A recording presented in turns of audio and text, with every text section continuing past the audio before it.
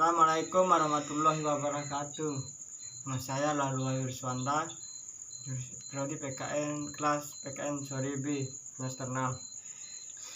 Saya akan yang saya ketahui tentang penelitian kualitatif adalah penelitian yang digunakan untuk meneliti pada kondisi objek ilmiah, di mana penelitian merupakan instrumen kunci. Perbedaan dengan penelitian kuantitatif adalah penelitian ini berangkat dari data, memanfaatkan teori yang ada sebagai bahan penjelasan dan berakhir dengan sebuah teori. Yang kedua, dalam merumuskan judul dalam suatu penelitian adalah dengan cara membentuk objek teori yang diteliti. Yang soal nomor 3, latar belakang penelitian adalah latar belakang dasar atau titik tolak untuk memberikan pemahaman kepada pembaca dan pendengar mengenai apa yang ingin kita sampaikan.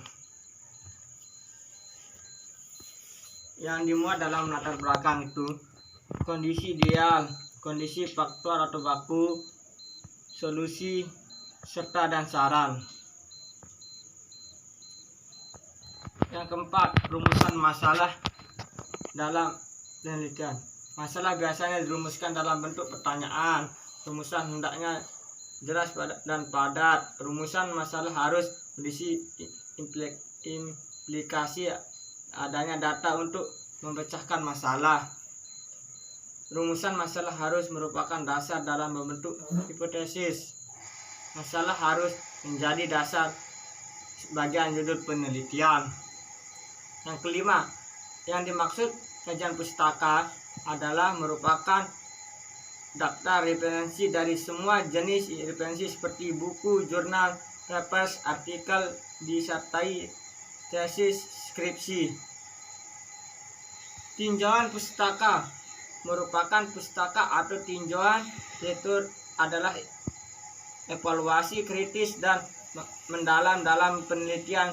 Sebelumnya tujuan pustaka menyediakan panduan praktis untuk topik tertentu. Jika ada memiliki waktu terbatas untuk melakukan penelitian, tinjauan faktor dapat memberi Anda gambaran umum atau hendaknya sebagai batu catatan.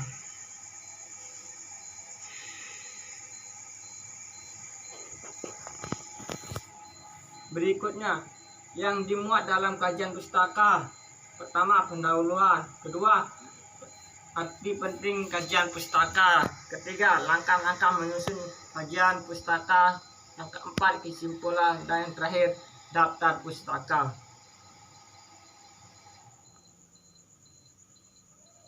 Kedudukan teori dalam penelitian kuantitatif. Dalam penelitian kualitatif, kedudukan teori tidak terlalu penting dan seperti halnya dalam kuantitatif, ketika ingin mulai melakukan penelitian kualitatif diperbolehkan meneliti fenomena tanpa dasar teori. Dalam penelitian kuantitatif tidak diperbolehkan melakukan penelitian sebelum ada dasar teorinya. Dan berikutnya, penelitian terdahulu relevan adalah salah satu acuan penulis dalam melakukan penelitian, sehingga penulis dapat memperkaya teori yang digunakan dalam kajian penelitian yang dilakukan. Fungsi kajian penelitian relevan adalah untuk membandingkan hal apakah yang membedakan penelitian kita dengan penelitian-penelitian yang sudah ada sebelumnya, sehingga penelitian kita jauh dari apa yang namanya plagiat. Yang dimaksud kerangka pemikiran adalah diagram yang menjelaskan secara garis besar alur logika berjalannya sebuah penelitian. Dalam menyusun kerangka berpikir, terdapat beberapa hal yang harus dicantumkan sebagai isi dari kerangka berpikir tersebut. Mencakup 1. Variabel-variabel atau dimensi kajian yang akan diteliti. 2. Hubungan antara variabel dan data teori yang mendasarinya. 3. memanfaatkan apakah hubungan atau membentuk simetris kasual atau yang ditimbal balik. Keempat, menampakkan pelaku dan aktivitas akan dikaji. Kelima, hubungan dan hasil yang diharapkan. Berikutnya kesembilan, pendekatan penelitian adalah pendekatan penelitian merupakan cara berpikir atau ideologis tentang bagaimana desain riset dibuat dan bagaimana penelitian akan dilakukan. Contoh pendekatan metode kualitatif, pendekatan metode kuantitatif, pendekatan penelitian campuran. Yang dimaksud jenis penelitian adalah suatu usaha secara sistematik terkait kegiatan mengembangkan serta menemukan pengetahuan yang benar dan adanya pernyataan.